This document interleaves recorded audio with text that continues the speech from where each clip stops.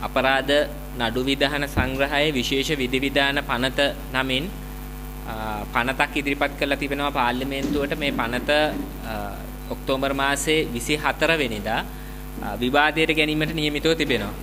දැන් මේ අපරාධ නඩු විධාන සංග්‍රහයේ විශේෂ විධිවිධාන පනත මගින් 1979 අංක 15 දරන අපරාධ නඩු විධාන සංග්‍රහය සංශෝධනය වෙනවා. සංශෝධනය වෙලා කරුණු ගණනාවක් වෙනස් වෙනවා. දැන් මේ පනත මුලින්ම ගෙනාවේ 2007 අවුරුද්දේ. 2007 අවුරුද්දේ මේ පනත ගෙනල්ලා අවුරුදු දෙකකට වළංගු වෙන පරිදි සම්මත කරලා තිබුණා. ඊට පස්සේ ඒ අවුරුදු දෙකේ කාල සීමාව 2009 අවුරුද්දේදී අවසන් වුණා. අවසන් වුණාට පස්සේ ආණ්ඩුව මේ නීතිය දීර්ඝ කළේ නැහැ. මේ නීතිය දීර්ඝ කළේ නැහැ. ඊට පස්සේ 2011 දී නැවත මේ පනත ගෙනාවා. ඒ පනත ගේන වෙලාවේ ප්‍රශ්නයක් විදියට මතුවුණා 2007 ගෙනාපු පනත අවුරුදු දෙකකට ගෙනාපු පනත දීර්ඝ කිරීමක් නොකර 2011 දී නැවත ගෙනීම සම්බන්ධයෙන්. ආණ්ඩුව 2011 දී මේ පනත හකුල ගත්තා. හකුලගෙන දැන් 2012 දී නැවත මේ පනත ගෙනල්ලා තියෙනවා. දැන් මේ පනතේ විශේෂ කාරණා කීපයක් තිබෙනවා. පළවෙනි එක තමයි දැනට ලංකාවේ පවතින නීතියට අනුව අපරාධ නඩු විධාන සංග්‍රහයට අනුව අත්අඩංගුවට ගන්නා සැකකරුවෙක්ව මහේස්ත්‍රාත්වරයට ඉදිරිපත් නොකර පොලිසියේ රඳවා තබා ගත හැකි කාල සීමාව පැය 24යි. දැන් මේ පනතෙන් ඒ කාල සීමාව පැය 48 දක්වා දීර්ඝ වෙනවා. මේ පනතේ දෙවන වගන්තියට අනුව දැනට පැය 24ක් කියලා තියෙන සීමාව සහකාර පොලිස් අධිකාරිවරයෙකුගේ නිලයට වඩා අඩු නොවන නිලයක පොලිස් නිලධරයෙකු විසින් ගොනු කරනු ලබන සහතිකයක් මත පැය 48කට වඩා කාලයක් තියාගන්න පුළුවන්. මේ කෙටියෙන් කිව්වොත් පොලිසියට පුළුවනි පැය 24ක් වෙනුවට සැකකරුවෙක්ව පැය 48ක් මහේස්ත්‍රාත්වරයෙක්ට ඉදිරිපත් නොකර පොලිසිය රඳවා තබා ගන්න. දැන් මේකේ ප්‍රශ්නේ තියෙන්නේ පොලිසියට වැඩි කාලයක් සැකකරුවෙක්ව රඳවා තබා ගන්න ඕන වෙන්නේ මොකක් නිසාද කියලා. ඒ තමයි මෙතන තියෙන ප්‍රශ්නේ. දැන් සාමාන්‍යයෙන් පොලිසියෙන් සැකකරුවෙක් අත්අඩංගුවට ගත්තට පස්සේ පොලිසියට පුළුවන් වෙන්න ඕනේ පැය 24ක් ඇතුළත ඔහුට තිබෙන චෝදනා මොනවද කියන එක තහවුරු කරලා මහේස්ත්‍රාත්වරයාට ඉදිරිපත් කරන්න. නමුත් දැන් මේ පනතෙන් පැය 48ක් රඳවා තබා ගන්න අවසර දෙනවා. ඒ වැඩි කාලයක් ගන්න අපි විශ්වාස කරනවා නිශ්චිත වශයෙන්ම බොරු චෝදනා හදන්න කියලා. බොරු චෝදනා හදන්න, බොරු සාක්ෂි ගොනු කරන්න. දැන් මේ පැය 48 ගන්නේ අත් බෝම්බ තිබ්බා කියලා ඉදිරිපත් කරන්න, කුඩු පැකට් දාලා ඉදිරිපත් කරන්න. ඕකට තමයි මේ පැය 48ක් ගන්න. වෙන දෙයකට නෙමෙයි. ඒක නිසා දැන් පොලිසිය කල් ගන්නවා වැඩි කාලයක් චෝදනා ඉදිරිපත් කිරීම සහ සාක්ෂි ගොනු කිරීම සඳහා. ඉතින් ඒ කාලය අවශ්‍ය වෙන්නේ මොකද කියන ප්‍රශ්නේ තියෙනවා. සහ විශේෂයෙන් දැන් මේ පැය 24යි කියන නීතිය. දැන් 1979 අංක 15 දරන නඩු විධාන සංග්‍රහයේ සැකකරුවෙක්ව අත්අඩංගුවට අරන් පැය 24යි රඳවා තබා ගත හැකි කියලා නීතියක් සකස් කරලා තියෙන විශාල සංවාදයකින් පස්සේ. මානව හිමිකම් සම්බන්ධ, ප්‍රජාතන්ත්‍රවාදයේ සම්බන්ධ, පොලිසිය ක්‍රියාවලිය සම්බන්ධ, නීතිය පසිදලීම සම්බන්ධ ඇතිවෙච්ච දැවැන්ත සංවාදයකින් පස්සේ තමයි පැය 24 නීතිය දාලා තියෙන්නේ. දැන් මේ කිසිදු සංවාදකින් තොරව ආණ්ඩුව මේක පැය 48 කරන්න යනවා. නිසා මූලික වශයෙන් ප්‍රශ්නයක් තියෙනවා සැකකරුවෙක්ව මහේස්ත්‍රාත්වරයට ඉදිරිපත් නොකර රඳවා තබා ගැනීම සම්බන්ධයෙන්. ඒ වගේම මේ පනතේ 3 1 සහ 4 1 වගන්තිවල සඳහන් වෙනවා බරපතල අවස්ථානුගත කරුණු හෝ මහජන නොසන්සුන්තාවයක් පැන නගින අවස්ථානුගත කරුණු ඇති අවස්ථාවක නීතිපතිවරයා විසින් කෙලින්ම අධිචෝදනා පත්‍ර මහාධිකරණය වෙත ගොනු ඉදිරිපත් කිරීම නීත්‍යානුකූල වන්නේ කියලා. දැන් තියෙන තත්ත්වය තමයි දැන් සාමාන්‍යයෙන් මේ වැරද්දක් කරාට පස්සේ මුලින් මහේස්ත්‍රාත් උසාවියකට ඉදිරිපත් කරනවා. මහේස්ත්‍රාත් උසාවියට ඉදිරිපත් කළාට පස්සේ මහේස්ත්‍රාත් උසාවියේ ලැබෙන තීන්දුව අභියාචනය කරන්න ඒ තීන්දුවට Taman එකඟ නැහැ තීන්දුව වෙනස් කරන්න කියලා ඉල්ලා සිටින්න සැකකාරයෙක්ට ලැබෙනවා අවස්ථාවල් දෙකක්. මහේස්ත්‍රාත් උසාවියේ තීන්දුවට එරෙහිව ඔහුට මහාධිකරණයේ අභියාචනා කරත හැකියි. මහාධිකරණයේ අභියාචනාව ප්‍රතික්ෂේප වුණොත් නැවත අභියාචනාධිකරණේ අභියාචනා කරන්න පුළුවන්. ඒ නිසා අවස්ථා දෙකක් ලැබෙනවා මහේස්ත්‍රාත් උසාවියකට ඉදිරිපත් කළාට පස්සේ අභියාචනා කිරීම සඳහා තීන්දුව පිළිගන්නේ නැත්තම්. නමුත් දැන් මෙතන ප්‍රශ්නේ තියෙන්නේ මහජන නොසන්සුන්තාවයක් ඇති වෙනවා කියලා තීරණය කරන වෙලාවක මහේස්ත්‍රාත් උසාවියකට නොදා කෙලින්ම මහාධිකරණයේ අධිචෝදනා ගොනු කරන්න බලය පවර්ලා තියෙන නීතිපතිවරයාට. එතකොට අභියාචනා කිරීමේ අයිතිය එක් වතාවකට සීමා වෙනවා. මහාධිකරණ තීන්දුව ලැබුණාට පස්සේ එක වතාවක් අපීල් කෝට් එකට යන්න පුළුවන් එච්චරයි. එතනින් පස්සේ Tamanට ලැබුණ තීන්දුව බාර ගන්න තමයි වෙන්නේ. තීන්දුවට එරෙහිව අභියාචනා කිරීමට ඇති මූලික මිනිස් අයිතිය අහෝසි කරලා තියෙනවා මේ පනත. ඒ විතරක් නෙවෙයි ඒකට මැදිහත් වෙන්නේ නීතිපති. දැන් නීතිපති කියන්නේ කවුද? 1978 හදපු ව්‍යවස්ථාවට අනුව නීතිපතිවරයාව පත් කරන්නේ ජනාධිපති. දැන් අලුත්ම තත්ත්වය තමයි නීතිපති දෙපාර්තමේන්තුව තියෙන්නේ අධිකරණ ඇමතිවරයාට නෙවෙයි නීතිපති දෙපාර්තමේන්තුව තියෙන්නේ ජනාධිපතිවරයාට. ඒතකොට ජනාධිපතිවරයා යටතේ තියෙන දෙපාර්තමේන්තුවක ජනාධිපතිවරයා විසින් පත් කරනු ලබන ප්‍රධානියෙකු විසින් ගනු ලබන තීරණ අනුව මහජන නොසන්සුන්තාවයක් එනවද කියලා තීරණය කරනවා. ඕන දෙයකට මේගොල්ලන් තීරණය කරන්න පුළුවන් මහජන නොසන්සුන්තාවයක් එනවා කියලා. දැන් මේ මර්ධනය සඳහා තමයි මේ ඉඩ හදලා තියෙන්නේ. දැන් නීතිපති දෙපාර්තමේන්තුව ගැන වැඩිදුර කතා කළ යුතු නෑ. එක උදාහරණයක් කිව්වම ඇති. හිටපු නීතිපතිවරයා විශ්‍රාම ගියාට පස්සේ ජනාධිපති උපදේශකවරයෙක් බවට පත් වෙලා දැන් අර්ලියගහ මන්දිරයට වෙලා ජනාධිපතිතුමාගේ ඔෆිස් එකේ ඉන්නවා. ඕක තමයි නීතිපතිගේ ඉරණම. දැන් නීතිපති දෙපාර්තමේන්තුව කියන්නේ මුළුමනින්ම ආණ්ඩුවේ දේශපාලන බල අවශ්‍යතාවලට අනුව හසුරුවනු ලබන ආයතනයක්. අධිකරණයේ ප්‍රශ්න තියෙනවා. අධිකරණයේ සම්බන්ධත අපිට විවිධ අදහස් විවේචන ගොනු වෙලා තියෙනවා. අධිකරණයේ ස්වාධීනත්වය ගැන විවිධ ප්‍රශ්න ඇති වෙලා තියෙනවා. අධිකරණයේ මහජනතාවට කරන මේ බලපෑම් සම්බන්ධ මහජනතාවට ඉදිරිපත් කරනු ලබන නියෝග සම්බන්ධ විවිධ සංවාද ඇති වෙලා තියෙනවා. හැබැයි නීතිපති දෙපාර්තමේන්තුව කියන්නේ ඒ තරමටවත් වෙනම බලයක් නැති මුළුමනින්ම ජනාධිපතිවරයාට හසුරුවනු ලබන සංවිධානයක්. ඒ විතරක් නෙමෙයි දැන් නීතිපතිවරයාට බලය ලැබෙනවා මේ පනතට අනුව. දැන් මේ පනතේ 4 එක වගන්තිය තියෙනවා. මහජන නොසන්සුන්තාවයක් හරි අවස්ථානුගත කරුණු ඇති අවස්ථාවක මහේස්ත්‍රාත්වරයා විසින් මූලික පරීක්ෂණයක් නොපැවැත්විය යුතු අතර නඩු වාර්තාව වහාම නීතිපතිවරයා ලෙස ඉදිරිපත් කළ යුතුය. ඉන් පසුව මහේස්ත්‍රාත්වරයා නීතිපතිවරයාගේ උපදෙස් පිළිපැදිය යුතුය.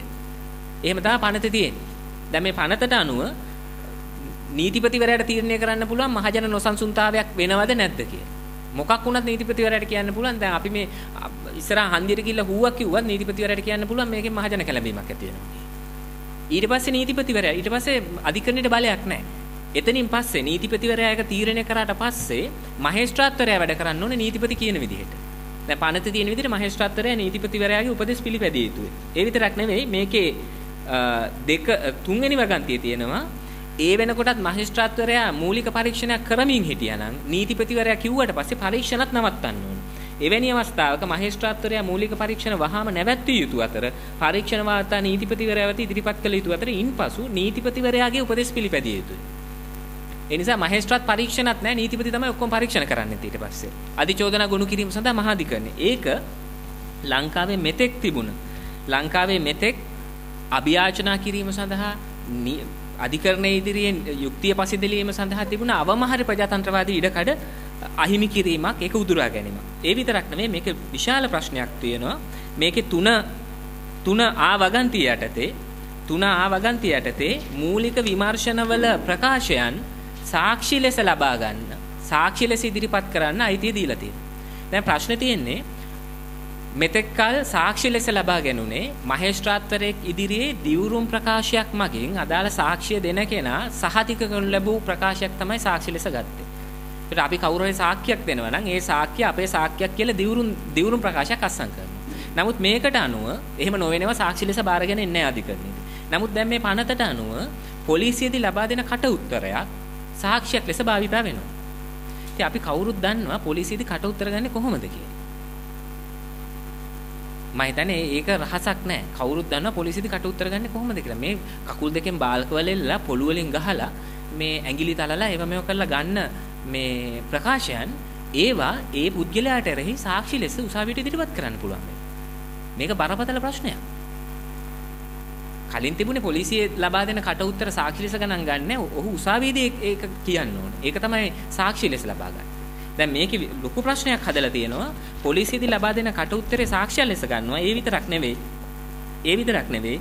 මේකේ 5A වගන්තියට අනුව චූදිතයා විසින් හෝ ඔහුගේ උත්තරවාදියා විසින් සාක්ෂිකරුගෙන් හරස් ප්‍රශ්න ඇසීමට මහේස්ත්‍රාත්වරයා විසින් අවසර නොදිය යුතුය.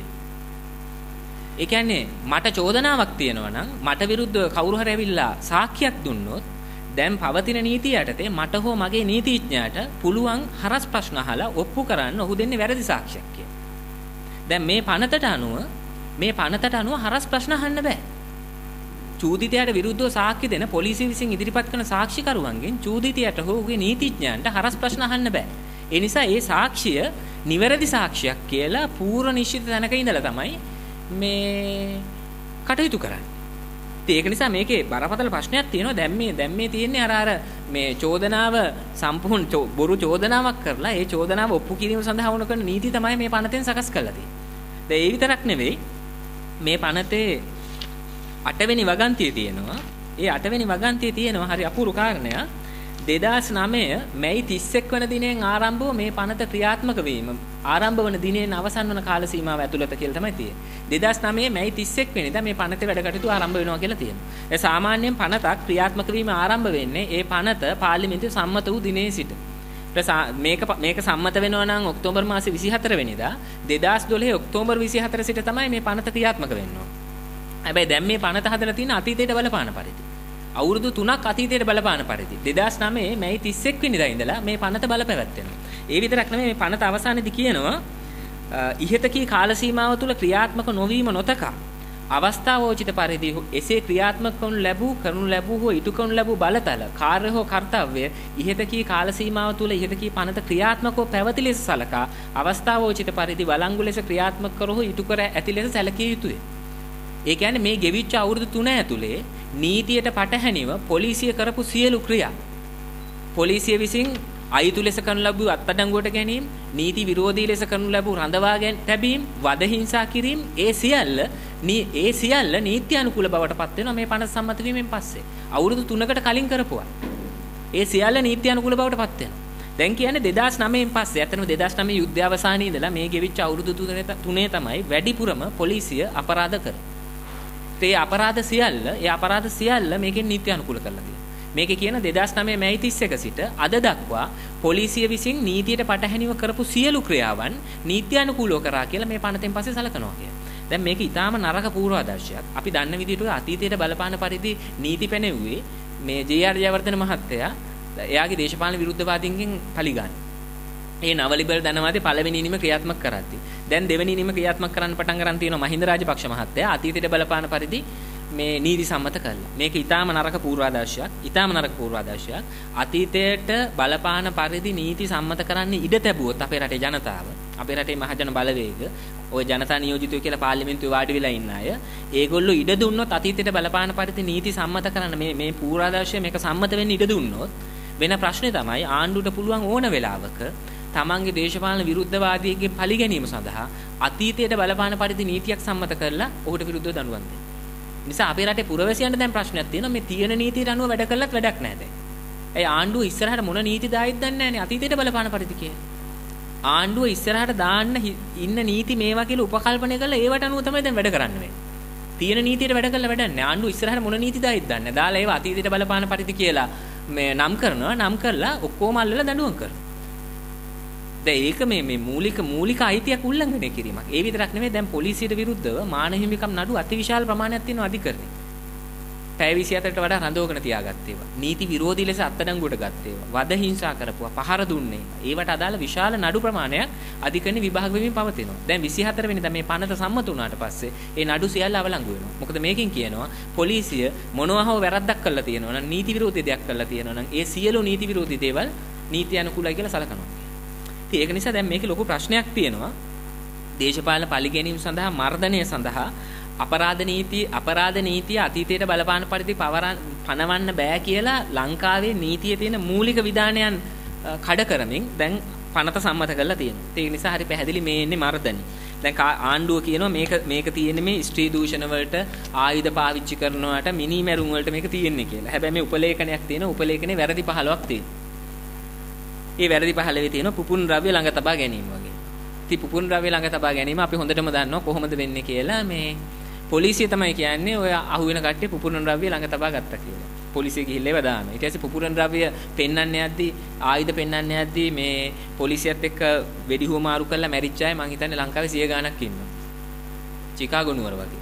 ආයුධ පෙන්වන්න යනවා මාංචු පිටින්. එතකොට ඒ අය මේ වෙනම මේ අద్భుත බලයන් සහිත කට්ටිය මේ ඒගොල්ලෝ කියනවා අපිට ආයුධ මේ මාංචු අතේ දාලා තියෙද්දි ආයුධ පෙන්වන්න බෑ කියලා. ඒකට පොලිසිය මේ ඒකට රැවටිලා මේක ගලවන මාංචු ගලවපු ගමන් ඒගොල්ලෝ පැනලා ආයුධයක් අරන් පොලිසියට වෙඩි තියන්න යනවා. එතකොට පොලිසිය ඒගොල්ලන්ගේ ඔළුවටම වෙඩි තියනවා. අතකට කකුලකට වෙඩි තියලා බේරෙන්න හදන්නේ. ආත්ම ආරක්ෂාව සඳහා පොලිසිය හරියටම ඔළුවටම වෙඩි තියනවා. එතකොට සැකාරය මැරෙනවා. ඒ විදිහට 100 වතාවක් විතර වුණා. දිගටම පොලිසිය ඒගොල්ලෝ කිව්වම මාංචුව ගලවනවා. ඒ කියපු විදිහට මේගොල්ලෝ පැනලා වෙඩි තියනවා. ඒක අවස්ථාවකවත් කිසිම පොලිස් නිලධාරියෙක්ට වෙඩි වැදුන්නේ නැහැ. පළපුරුදු භයානක අපරාධකාරයන්ගේ පොලිසිය ඊටාම දක්ෂ ලෙස එයාගේ ඔළුවට වෙඩි තියලා මැරුවා. දැන් ඒක දිගටම සිද්ධ වුණා. සිද්ධ වුණාට පස්සේ දැන් කියනවා පුපුන් රවි ළඟ තබා ගැනීම සම්බන්ධ මේ වැරදි වලට මේ නීතියක් හදලා තියෙනවා කියලා. තව මේකේ තව එකක් තියෙනවා. ඒකේ තියෙනවා මේ අයිතු ලෙස සිර කර තැබීමේ චේතනාව කියලා තියෙනවා. අයිතු ලෙස සිර කර තැබීමේ චේතනාව. දැන් මේ අයිතු ලෙස සිර කර තැබීමේ චේතනාව කියන වගන්ති යටතේ පහුගිය කාලේ දිගටම දඬුවම් දුන්න විශ්වවිද්‍යාල ශිෂ්‍යයන්ට. මොකද මේ ක්‍රියාමාර්ග තියෙනවා කම්කරුවන්ගේ විශ්වවිද්‍යාල ශිෂ්‍යයන්. දැන් කම්කරුවෝ ගිහිල්ලා කම්කරු කොමසාරිස් කාර්යාලේ වටලනවා. නේද?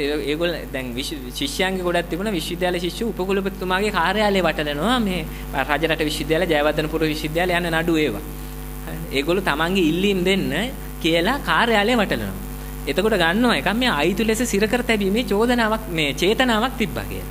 දැන් බුද්ධාගමට අනුවනේ ආණ්ඩුව වැඩ කරන්නේ. බුද්ධාගමේ තියෙනවනේ මේ චේතනහම්බික්කවේ කම්මං වදාමි කියලා. ඒ නිසා ආණ්ඩුව හිතන් ඉන්නවා දැන් චේතනාවට තමයි දඬුවම් දෙන්න ඕනේ කියලා. දැන් වැරද්දට නෙමෙයි දඬුවම් දෙන්නේ. චේතනාවටත් දඬුවම් දෙන්න මේ පනතේ.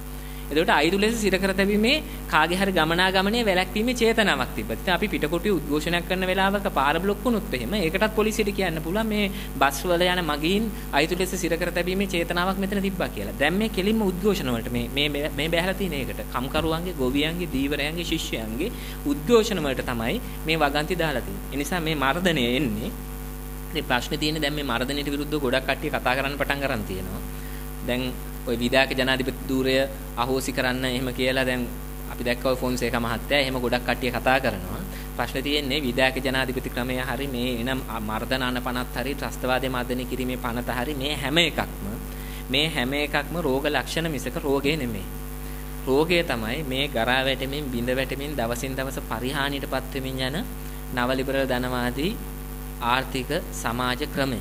ඒක තමයි මේකේ ප්‍රශ්නේ. ඒක රෝග ලක්ෂණේ විතරයි. ඉතින් මේක බිඳ වැටෙනවා, මේක කඩා වැටෙනවා, ලෝකේ කොහෙවත් අල්ලන් ඉන්න බෑ. ඇමරිකා එක්සත් ජනපදයේ ආර්ථිකය වැටලා තියෙනවා, යුරෝපයේ ආර්ථිකය වැටලා තියෙනවා, අද ග්‍රීසියේ මිනිස්සු පාරට බහැලා තියෙනවා. ලෝකේ පුරා මේ ක්‍රමයක් ලෙස කඩන් වැටෙනවා. ඉතින් ලංකාවේ මේ රාජපක්ෂ මහත්තයා සහ එයාගේ සහෝදර පවුලේ අයට විතරක් මේක රඳවගෙන තියාගෙන ඉන්නත් බෑ. දැන් මේක වැටෙනවා. වැටෙන බව ඒගොල්ලෝ දන්නවා. දැන් ඒගොල්ලෝ මේක රඳවගෙන ඉන්නේ ජාතිවාදේ පාවිච්චි කරලා, ජනප්‍රියවාදේ පාවිච්චි කරලා, ඕවා පාවිච්චි කරලා තමයි තියාගෙන ඉන්නේ. මොකක් හරි මේ පිදුරු ගහක එල්ලිලා තමයි මේක තියාගෙන ඉන්නේ. ඒගොල්ලෝ දන්නවා හැබැයි දැන් මේක ඉස්සරහට යන්න බෑ කියලා. මර්ධනේ නැතුව ඉස්සරහට යන්න බෑ කියලා දැනගෙන තියෙනවා. දැනගෙන තියෙන නිසා තමයි දැන් මේ මර්ධන අනපනත් ගේන්න පටන් ගන්න තියෙන්නේ. එහෙන් අධිකරණ සේවා කොමිෂන් සභාවේ ලේකම්වරයාට පොළු පාර දෙනවා.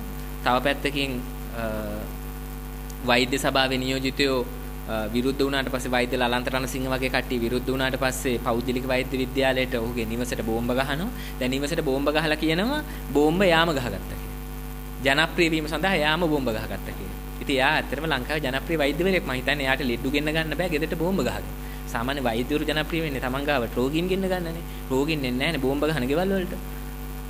මහ මෝඩ කතාවක් ජනප්‍රිය වෙන්න බෝම්බ ගහගත්තා කියන. ඊට පස්සේ දැන් මේ අධිකරණ සේවා කොමිෂන් සභාවේ ලේකම්වරයාට පහර දීලා දැන් කියනවා අධිරාජ්‍යවාදීන් තමයි පහර දුන්නේ කියලා එස්.පී. දිසානායක මහත්තයා.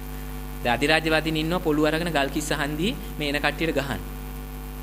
දැන් එහෙම තමයි දැන් මේ ආණ්ඩුවේ මර්ධනය ආණ්ඩුවම විග්‍රහ කරන්නේ එහෙම. ඒ නිසා මේක විහිළුවක් නෙමෙයි. දැන් මේ පනත ගෙන්නලත් ඕකට මොකක් හරි කතාවක් කියයි. හැබැයි දැන් පනත හොර රහසේ ගෙන්නලා තියෙනවා කවුරුත් මේක සම්බන්ධ කතා කරන්නේ නැහැ. දැන් පනත 24 වෙනිදාට පාර්ලිමේන්තුවට එනවා. දැන් එතකොට විපක්ෂය මොනවා කරයිද කියලාත් අපි දන්නේ නැහැ. සම්ප්‍රදායික විපක්ෂය තියෙනවා. පාර්ලිමේන්තුවේ වාඩි වෙලා ඉන්නේ. ඒගොල්ලෝ පනත් වලට කරන වැඩේ. දැන් පහුගියදා ආවා පළාත් පාලන විශේෂ විධිවිධාන පනත. පළාත් පාලන විශේෂ විධිවිධාන පනත ගැන මොකද කියන්නේ කියලා අහපුවාම එක්සත් ජාතික පක්ෂයයි ජනතා විමුක්ති පෙරමුණයි කියනවා ඒගොල්ලෝ විරුද්ධයිලු පනතට. විරුද්ධ නම් පාර්ලිමේන්තුවට විරුද්ධව ඡන්දෙ දෙන්න බෑ. පනත ඒකමතිකව සම්මත වුණා. ඒකමතිකව සම්මත වුණේ පාර්ලිමේන්තුවට එන්න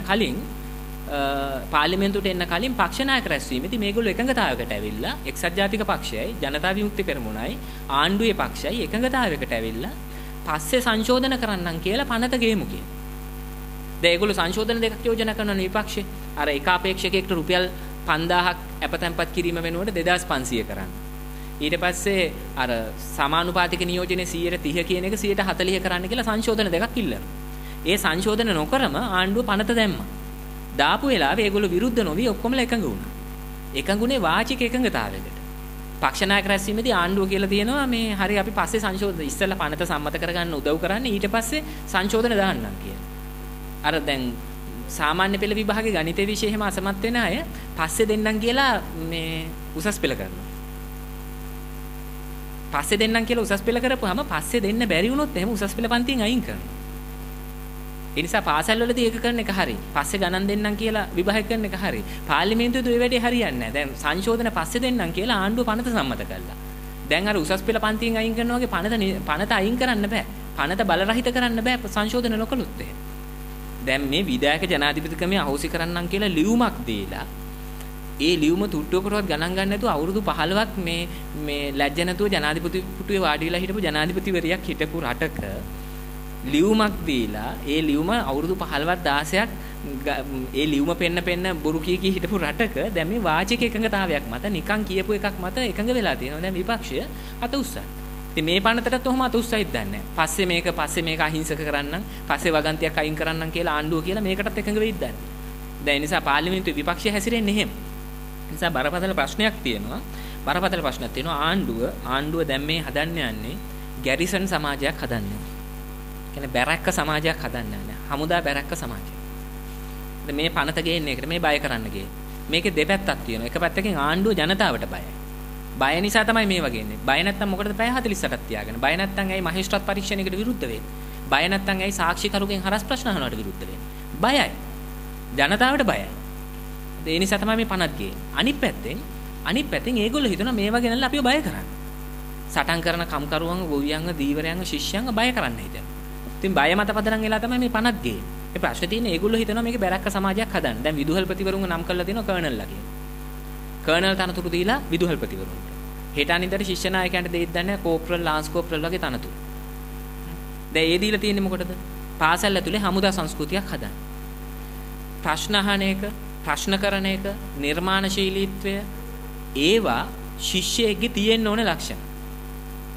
අර ජයවර්ධනපුර විශ්වවිද්‍යාලයේ නිර්මාණය කරපු විද්‍යෝදය විශ්වවිද්‍යාල නිර්මාණය කරපු සෝරත හාමුදුරුවෝ කියලා තියෙනවා ශිෂ්‍යයා ගවේෂණශීලියෙක්, ප්‍රශ්න කරන්නෙක්, නිර්මාණශීලියෙක් විය යුතුයි කියලා.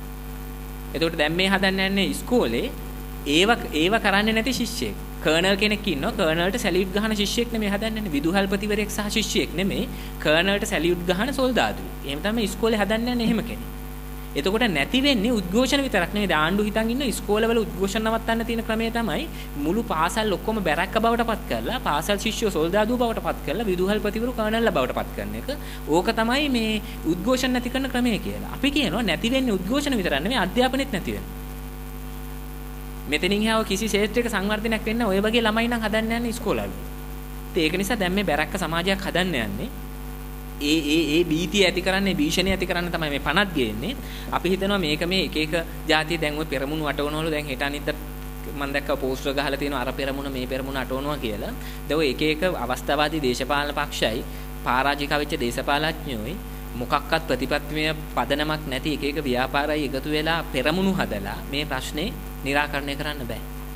නිසා අපි ජනතාවගෙන් ඉල්ලා හිටිනවා එක දේශපාලන පක්ෂ මත එක දේශපාලඥයෝ මත එක මේ කෛරාටික ව්‍යාපෘති මත විශ්වාසය තියන්නේ නැතුව තමන්ගේ ඉරණම තීරණය කිරීමේ බලය තමන් අතට ගන්න.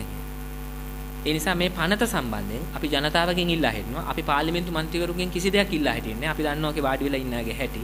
අපි පාර්ලිමේන්තු මන්ත්‍රීවරුන්ගෙන් ඉල්ලා හිටින්නේ නැහැ මේක පරද්දන්න කියලා. ඒගොල්ලෝ ඒක පරද්දන්නේ නැහැ. ඒක ජයග්‍රහණය කරනවා 24 වෙනිදාට. ඒගොල්ලෝ ඒක සම්මත කරනවා. අපි ජනතාවගෙන් ඉල්ලා හිටිනවා නැගී සිටින්න තමන්ගේ ප්‍රදේශවල ඉන්න ඔය മന്ത്രിවරුන්ට බලපෑම් කරන්න උද්ඝෝෂණය කරන්න මේ පනත පරාජය කරන්න. පනත පාර්ලිමේන්තුවේ සම්මත කරත් පනත මහ පොළොව මත ක්‍රියාත්මක වෙන්න ඉඩ නොදෙන්න කියලා. දැන් එක්සත් ජාතික පක්ෂ മന്ത്രിවරයෙක් සංශෝධනයක් ඉදිරිපත් කළා තියෙනලු රඳවාගෙන ඉන්න පැය 48 ඇතුළත නීතිඥයෙක්ට හම්බෙන්න අවස්ථාව දෙන්න වගේ වගන්ති දාමු කියලා. එහෙම නෙමෙයි මේ පනත මුළුමනින්ම හකුලා ගත යුතු ආණ්ඩුව 2007 මේ පනත ගේන වෙලාවේ කිව්වේ යුද්ධය සඳහා ගේන්නේ කියලා. දැන් කියන යුද්ධය ඉවරයි කියලා. ඒ නිසා දැන් තවදුරටත් මෙවැනි පනත් ගේන්න අයිතියක් තරකයක් ආණ්ඩුවට නැහැ. ඒ නිසා අපි ආණ්ඩුවට බල කරනවා පනත හකුලා ගන්න කියලා. අපි ජනතාවගෙන් ඉල්ලා හිටිනවා මේ தත්ත්වයට එරෙහිව නැගී සිටින්න, මේ தත්ත්වයට එරෙහිව පෙරට එන්න. මේ මර්ධනකාරී අනපනත් සහ ප්‍රජාතන්ත්‍ර විරෝධී උත්සාහයන් පරදවන පුළුල් ජනතා ක්‍රියාකාරීත්වයක් හදන්න. දේශපාලන පක්ෂවලට හෝ පක්ෂවල පෙරමුණු වලට පටු වෙන්නේ නැති පුළුල් ජනතා බලවේගයන්ගේ ක්‍රියාකාරීත්වයක් හදන්න. අපි පෙරටුගාමි සමාජවාදී පක්ෂයේ විදියට ඒ පුළුල් ජනතා ක්‍රියාකාරීත්වයකට සහාය දෙන්න ආරක්ෂා කරන්න අපිට කරන්න පුළුවන් හැමදේම අපි කරනවා. අපි ජනතාවගෙන් ඉල්ලා සිටිනවා මේ වෙනුවෙන් පෙරට එන්න කියලා.